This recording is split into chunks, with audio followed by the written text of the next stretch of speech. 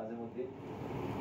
আমাদের মধ্যে আছেন আমাদের সংগঠনের সাধারণ সম্পাদক, আমাদের আছেন আমাদের অর্থ সম্পাদক, আমাদের সিনিয়র সদস্য মনির ভাই, গোলাম মাওলা, আবু আলী ভাই সহ আমাদের ইসি এবং আরো অন্যান্য সদস্য, সবাইকে আসসালামু আলাইকুম। আপনারা জানেন আর্থিক খাতে আমাদের এই সংগঠনটি একটি গুরুত্বপূর্ণ ভূমিকা পালন করে। বাংলাদেশে আমাদের সর্বক্ষেত্রে যে ইন্স্যুরেন্সের দরকার হয়, আমাদের আর্থিক নিরাপত্তা, সেই নিরাপত্তা বিষয়টি চিন্তা করে আমাদের এই সংগঠনটি আজকে 9 বছরে আমরা পদার্পণ করেছি। আমরা আমাদের হাঁটি পা করে চলছি। আমরা আস্তে আস্তে আমরা ঋদ্ধ হচ্ছি, সমৃদ্ধ হচ্ছি।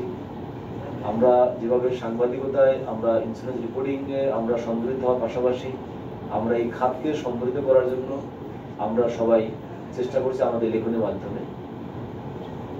আমাদের এই পর্যায়ে আমাদের সংগঠন আমাদের আজকের এই প্রোগ্রাম পরিচালনার জন্য আমি অনুরোধ করছি আমাদের সংগঠন সাধারণ সম্পাদক স্বাগতম শুনুন।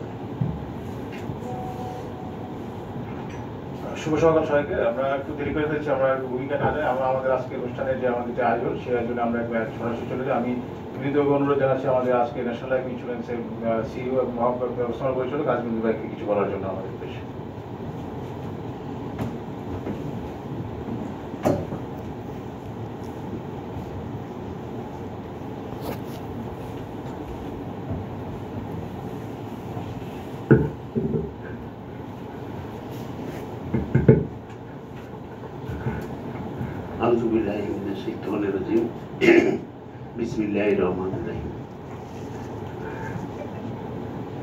ইন্স্যুরেন্স রিপোর্টার্স ফোরাম সাধারণ সভায়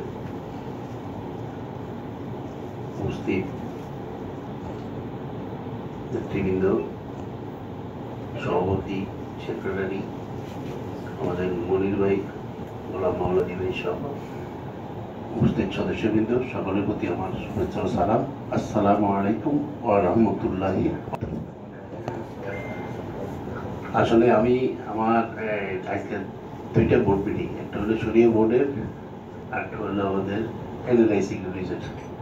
তাছাড়া আজকে দিনটা আমার জন্য আসলে অনেক ব্যস্ত, যার কারণে আমি আপনাদের একটু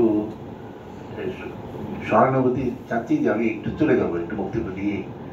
আমি বলবো যে এই প্রোগ্রামটা আপনারা গতবারে করেছিলেন গাজীপুরের একটা জায়গায় সম্ভবত, হ্যাঁ, ওই রিসোর্সে, সেখানেও আমি ছিলাম। আপনারা আসলে ইন্স্যুরেন্স রিপোর্টার্স ফোরাম ইন্স্যুরেন্সের উপরে এই আমাদের বর্তমানে 82টা বিমা কোম্পানি বাংলাদেশে আছে। এই 82টা বিমা কোম্পানির মধ্যে নন লাইফ এবং লাইফ হলো 36টা, বাকি সব কটা হলো নন লাইফ। আজকে যদি আমি বলি যে বাংলাদেশে আস্থা সংকটের জন্য এই যে বিমার একটা বদনাম, সেটা কিন্তু লাইফ ইন্স্যুরেন্স কোম্পানিগুলো সবচেয়ে বেশি। কারণ লাইফ ইন্স্যুরেন্সের গ্রাহকগুলো ছোট ছোট, তাদের লক্ষ লক্ষ গ্রাহক বর্তমানে ধরেন কয়েকটা কোম্পানিতে এখন সময় বছর পর বছর ঘুরতেছে। একটা লোক যদি 10 বছর বিমা চালানোর পর সে যদি সময় মতো টাকাটা না পায়, তাহলে একটা পান দোকানদারও বিমা করছে, একটা চা দোকানদার বিমা করছে, ক্ষুদ্র আয়ের লোকজন বিমা করছে, আমাদের কর্মীরা যায় তাকে বুঝায় বিমাটা করে। কিন্তু ওই ছোট যে আয়ের লোকটা তার কিন্তু ব্যথা বেশি, সে কিন্তু এটা বদনামটা ছড়ায় বেশি। একজনের কারণে 10 জন, 10 জনের কারণে 1000 লোকের কাছে এই বদনামটা ছড়িয়ে যাচ্ছে। তো আমি আপনাদের লিখনের মাধ্যমে এবং আমি বলবো যে এই জিনিসটাই আইডিয়া যারা আমাদেরকে নির্মাণ সংস্থা সবচেয়ে বেশি গুরুত্ব দেওয়া উচিত যে দাবি পরিশোধে। আমি বলবো দাবি পরিশোধে যে প্রতিষ্ঠান, যে কোম্পানি যত বেশি স্বচ্ছতার সহিত দ্রুত সময়ে দাবি পরিশোধ করে, সেই কোম্পানি সেই প্রতিষ্ঠানের সুনাম বাজারে অনেক বেশি থাকে এবং সেই সুনামের কারণেই সেই ব্যবসায় সফল হয়। তা আমি একটা এক্সাম্পল আপনাদেরকে দিচ্ছি। সেটা হলো 2020 সালে আমার 20 জন আমার সাবেক managing director Jamal Nasir corona আক্রান্ত হয়ে মারা গেছে। তখন আপনারা জানেন আমরা যদিও 3-4 বছর হয়ে যাচ্ছে, 4-5 বছর হয়ে যাচ্ছে, করোনার ব্যথাটা আমরা অনেকে ভুলে যাচ্ছি দিন দিন। কিন্তু এই করোনা কিন্তু বিশ্বের সাথে, এক দেশের সাথে আরেক দেশের যোগাযোগ বিচ্ছিন্ন হয়ে গেল। এই দেশেও শিল্পকর্ম, ইন্ডাস্ট্রি সব বন্ধ হয়ে গেল। স্কুল, কলেজ, মসজিদ, মাদ্রাসা সবই বন্ধ হলো। রাস্তাঘাটে গাড়ি চলাচল বন্ধ হলো। লকডাউন, শাটডাউন, এত কঠিন পরিস্থিতিতে 4-5 মাস ব্যবসাও বন্ধ ছিল। কিন্তু আমি দায়িত্ব, আমাকে যখন বোর্ড দায়িত্ব দিল, 3-4 মাস, 5 মাস ব্যবসা বন্ধ থাকার পরও আমি এই ইন্ডাস্ট্রিতে, এই পেশায় ন্যাশনাল লাইফে এন্ট্রি লেভেল থেকে কাজ শুরু করছি বিদায় আমি সর্বপ্রথম যে জিনিসটাকে প্রাধান্য দিয়েছি, ওই সময় আপনারা জানেন 2020 সালে করোনাটা শহর কেন্দ্রিক বেশি ছিল, গ্রামে কিন্তু করোনা খুব একটা বেশি ছিল না। গ্রামে তখন শহরের মানুষ ঈদের সময় যখন শহরের মানুষ গ্রামে যাচ্ছিল, তখন গ্রামে গ্রামে পাহারা বসেছে। আপনাদের যদি বাইরে কারো গ্রামে বাড়ি থাকে আপনি জানেন, পাহারা বসেছে। ওই আমরা এক আত্মীয় গ্রামে গেছে, তাকে রাত্রে ওরা পাহারা বসেছে যে না করোনা নিয়ে আসতেছে, এই জন্য একটা সংক্রিয়া ছিল। তাকে আবার ওই কঠিন পরিস্থিতিতে, কারণ যদি বাবা মারা গেছে, ছেলে মেয়ে কেউ জানে, আমার সাবেক এমডি জামাল নাসির স্যার মারা গেছে, ছেলে মেয়েরা দেখতেও জানে দূর থেকে, তখন কিভাবে করেছে এটা করুন ইতিহাস বললেন। ওই কঠিন পরিস্থিতি কিন্তু আমি এই যে মানুষের গ্রাম কেন্দ্রিক আমার যে পলিসি, যার দাবি, এই দাবিটা কিন্তু আমরা একটা কর্মীকে বলছি বাড়িতে গিয়ে পৌঁছে দেবা। ওই বাড়িতে গিয়ে দাবিটা পৌঁছে দিতে গিয়ে কিন্তু তার 10 জন লোক ছিল যে সময় মতো দাবিটা দিয়ে 26টা বেশি দেওয়ার কারণে আমার কিন্তু ওই বছর 2020 সালে একমাত্র আমার ন্যাশনাল লাইফ ইন্স্যুরেন্স পিএলসি, আমরা কিন্তু 19 সালে ব্যবসা করেছিলাম, যা তার চেয়ে আরো 4-5 বার ব্যবসা বন্ধ ছিল, কিন্তু তাও অতিক্রম করতে সক্ষম হয়েছি। আমি দাবিটাকে সবচেয়ে বেশি করতে দিয়েছি, 26টাকে সবচেয়ে বেশি করতে দিয়েছি। দেখেন 21 সাল, 22 সাল, 23 সাল, আমি আপনাদেরকে একটু বলছি যে আজকে 2024 সাল, আলহামদুলিল্লাহ এই পট পরিবর্তন, এই সমস্যার মধ্যে ন্যাশনাল লাইফ ইন্স্যুরেন্স পিএলসি আমরা 2019 সালে 23 সালে আমরা 1868 কোটি টাকা প্রিমিয়াম আয় করেছি। আর 2024 সালে ইনশাআল্লাহ আমরা 2000 কোটি টাকার অতিরিক্ত ইনশাআল্লাহ আমরা প্রিমিয়াম আনতে সক্ষম হচ্ছি। অলরেডি আমি কাছাকাছি পৌঁছে গেছি। তা আমি এই কথাটা বলছি এই কারণে, এই গত 4-5 বছরে আমি 2023 সালে 1108 কোটি টাকা দাবি দিয়েছি, আর 2024 সালে প্রায় 1200 কোটি টাকা দাবি দিচ্ছি, প্রতি মাসে 100 কোটি টাকা। আর আজকে আমি বলবো বাংলাদেশের ন্যাশনাল লাইফ ইন্স্যুরেন্স পিএলসি গ্রাহক বেশি, আপনারা নিজেরাও জানেন।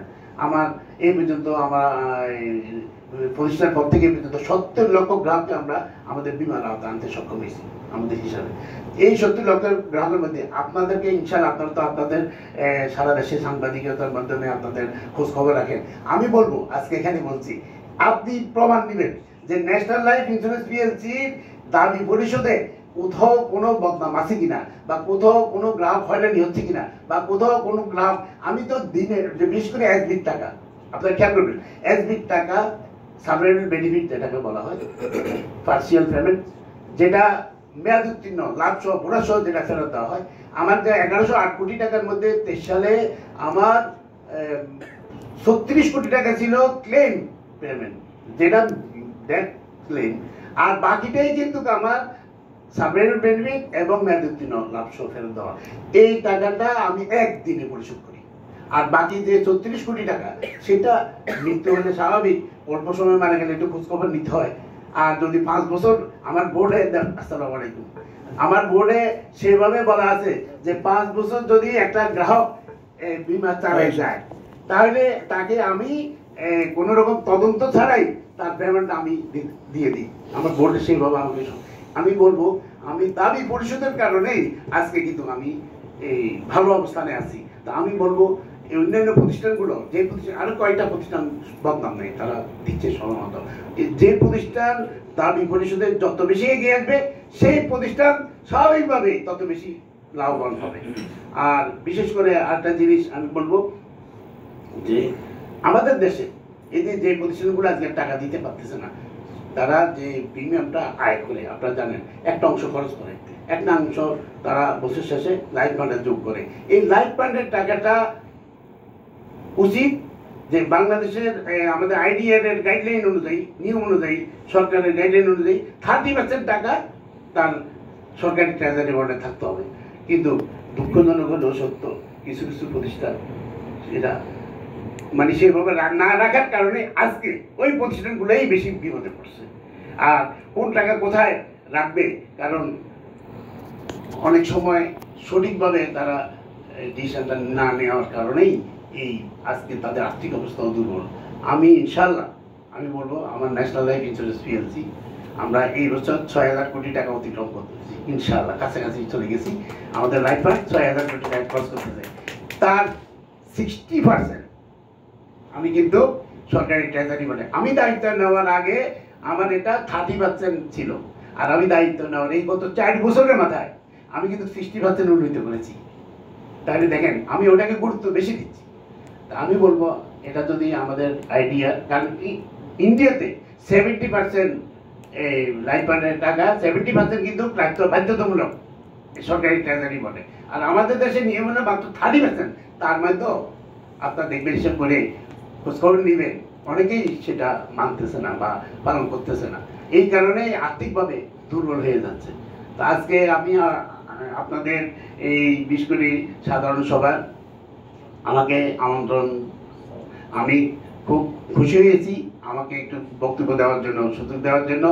আমি ন্যাশনাল লাইফ ইন্স্যুরেন্স পিএলসি আপনাদের সাথে বিগত দিনেও ছিলাম, ভবিষ্যতেও ইনশাআল্লাহ থাকবো, এবং আপনাদের যে কোনো কার্যক্রমে, কারণ ইন্ডাস্ট্রিকে এগিয়ে নেওয়ার জন্য আপনাদের অবশ্যই আপনাদের কলমের খোঁচায় আপনাদের সহযোগিতা লাগবে।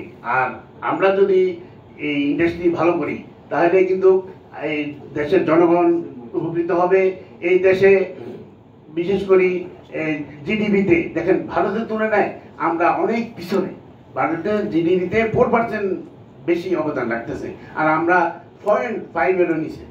এই যে আজকে আমাদের দেশের যে অবস্থাটা, আমি বলবো ইনশাল্লাহ আমরা, আপনারা যদি সহযোগিতা করেন, আর যারা সবাই যদি আমরা এগিয়ে আসি, এই বিমা শিল্প বিশেষ করে ব্যাংক ইন্স্যুরেন্স হওয়াতে আমি মনে করি এটা বাংলাদেশের জন্য আরেকটা এগিয়ে যাওয়ার জন্য আরেকটা সম্ভাবনাময় খাত। কারণ আমাদের কর্মীদের কথায় অনেক সময় গ্রাহক